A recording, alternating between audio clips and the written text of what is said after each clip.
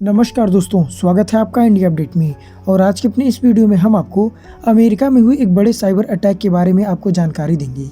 दरअसल दोस्तों, अमेरिका में एक कोलोनियल पाइपलाइन पर एक साइबर हमला हुआ है, जिसके बाद से अमेरिका में इमरजेंसी घोषित कर दी गई है। दरअसल दोस्तों, यहाँ की सबसे बड़ी ईंधन पाइपलाइन कोलोनियल पाइपलाइन पर हुए साइबर हमले के बाद सरकार ने इमरजेंसी लगाने का फैसला किया है और इस साइबर अटैक के पीछे कोरोना वायरस को बताया जा रहा है।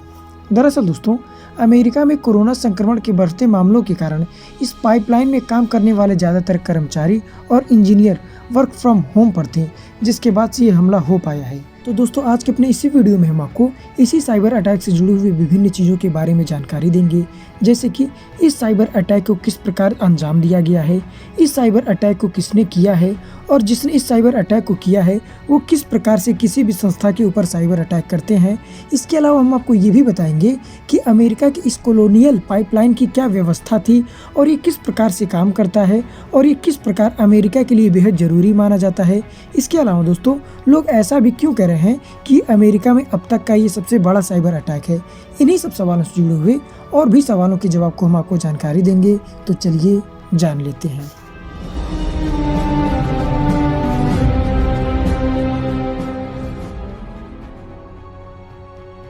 दोस्तों, अगर हम अपने इस वीडियो की शुरुआत इस बात से करें कि इस पूरे हमले को किसने अंजाम दिया है, तो अभी तक कई मीडिया सूत्रों से इस बात की पुष्टि हुई है कि ये रैंसमवेयर हमला डार्क साइड नाम के एक साइबर अपराधियों के गिरोह ने किया है। दरअसल दोस्तों, बीते गुरुवार को कॉलोनियल नेटवर्क में इन अपराधियों ने सेंध लगाई और लगभग 100 GB डेटा को अपने कब्जे में ले लिया। इसके बाद दोस्तों, हैकरों ने कंप्यूटर्स और सर्वर पर डेटा को लॉक कर दिया और शुक्रवार को फिरौती की भी मांग की। दोस्तों, उन्होंने धमकी दी कि अगर पैसे नहीं दिए गए तो वे इस डेटा को इंटरनेट पर लीक कर देंगे। दोस्तों, वही कंपनी का कहना है कि वो सेवाओं को बहाल करने के लिए पुलिस, साइबर सुरक्षा और ऊर्जा विभाग के संपर्क में है। दोस्तों, इस हमले को किसने अंजाम दिया, इस बात को जानने के बाद अगर हम इस बात पर गौर करें कि ये हमला कैसे हुआ, तो दोस्तों, अभी तक मीडिया रिपोर्ट के अनुसार कॉलोनियल पाइपलाइन पर हुए हमले की इस सबसे बड़ी वजह कोरोना महामारी हो सकती है, क्योंकि दोस्तों इस समय कंपनी के ज़्यादातर कर्मचारी और इंजीनियर कंप्यूटर पर घर बैठे ही काम कर रहे हैं।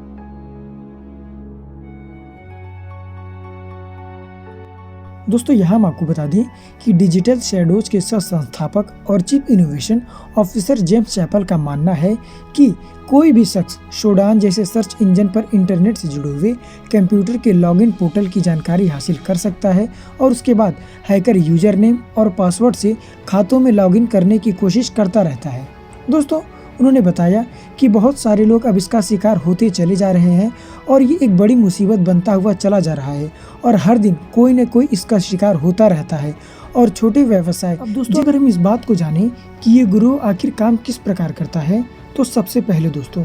डार्क साइड साइबर अपराध की दुनिया में सबसे बड़ा नाम नहीं है, मगर दोस्तों इस घटना से इस बात का पता चलता है कि रैंसमवेयर जैसे हमले किसी भी पेशे या दफ्तर को ही नहीं बल्कि किसी भी देश के अहम औद्योगिक ढांचे के लिए भी खतरा बन सकते हैं। दोस्तों, इस हमले से ये पता चलता है कि साइबर अपराधियों की दुनिया अरबों रुपए की हो चुकी है, जिसे साइबर सुरक्षा के जानकारों ने पहले ही महसूस कर लिया था। दोस्तों,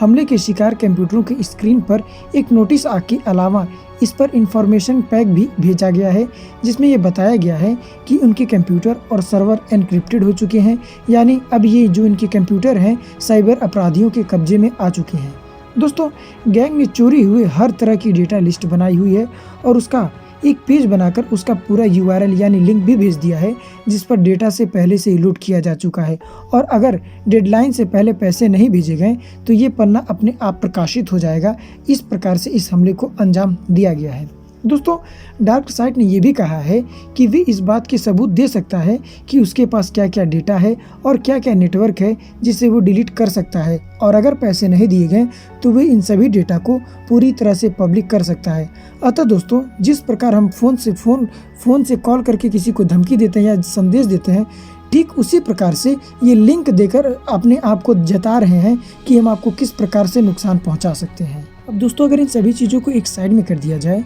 तो ये गैंग चोरी और हैकिंग के लिए सॉफ्टवेयर को बनाता है और उसके बाद इस अपराध में शामिल होने वाले सहयोगियों को ट्रेनिंग भी देता है, जिससे वो एक टूल किट भेजता है जिसमें कि वो सॉफ्टवेयर होता है और साथ ही उन्हें फिरौती मांगने वाली ईमेल का भी टेम्पलेट भी भेजता है और सिखाता है कि हमला कैसे किया जाए। अब दोस्तों इन सभी चीज़ों के बाद अपराध में हिस्सा लेने वाले को हमले में कामयाब होने की सूरत में डार्क साइड को अपनी कमाई का एक हिस्सा दे देते हैं। दोस्तों यहाँ हम आपको बता दें कि मार्च में डार्क साइड ने जब एक नया सॉफ्टवेयर लॉन्च किया था जो पहले से भी अधिक तेजी से डाटा को लॉक कर सकता था, तब उस समय उन्होंने प्रेस रिलीज जारी कर पत्रकारों को उनके साथ इंटरव्यू लेने के लिए आमंत्रण भी दिया था। यही नहीं दोस्तों, आपको जानकर आश्चर्य होगा कि डार्क वेब पर गिरोह ने अपनी एक वेबसाइट भी बनाई हुई है जहां पर उन्होंने विस्तार से अपने काम के बारे में बताया है और उन कंपनियों की भी सूची दी है जिन्हें उन्होंने कब से कब तक शिकार बनाया था। साथ ही दोस्तों वहां पर एक एथिक्स यानी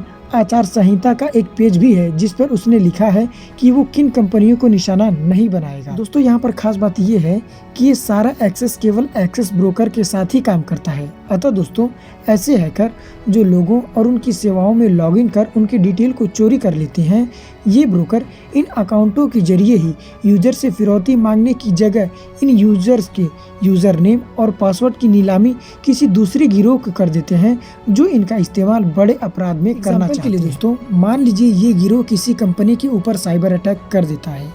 अब दोस्तों जब ये गिरोह किसी कंपनी के ऊपर साइबर अटैक करता है तो उस कंपनी को एक लिंक भी भेजता है और इस लिंक में उस हर एक चीज़ को दिखाया गया रहता है कि अगर वो कंपनी इसके द्वारा उस फिरौती को नहीं देगी तो ये उस कंपनी की किन किन डिटेल को पब्लिक कर देगा। जी हाँ दोस्तों, अगर ये कंपनी उस गिरोह को मना कर देता है कि हम आपको फिरौती या जो उसका डिमांड है हम आपको नहीं देंगे, तो ये गिरोह उस कंपनी को किसी भी प्रकार से नुकसान नहीं पहुंचाएगा, बल्कि ये गिरोह उस कंपनी की जो पर्सनल डिटेल है उन्हें किसी ऐसे समूह को बेच देगा या दे देगा जो इन्हें ब्लैकमेल करे। अतः दोस्तों ये डायरेक्टली आपको नुकसान नहीं पहुंचाएंगे। जब आप इनकी फिरौती को नहीं देंगे तो ये आपकी पर्सनल डिटेल को पब्लिक कर देंगे या किसी ऐसे समूह को बेच देंगे जो आपको नुकसान पहुंचाएगा। वहीं दोस्तों अगर बात करें कॉलोनियल पाइपलाइन के महत्व की, तो दोस्तों इससे हर रोज करीब 25 लाख बैरल तेल की सप्लाई होती है और इससे अमेरिका के ईस्ट कोस्ट के राज्यों में डीजल, गैस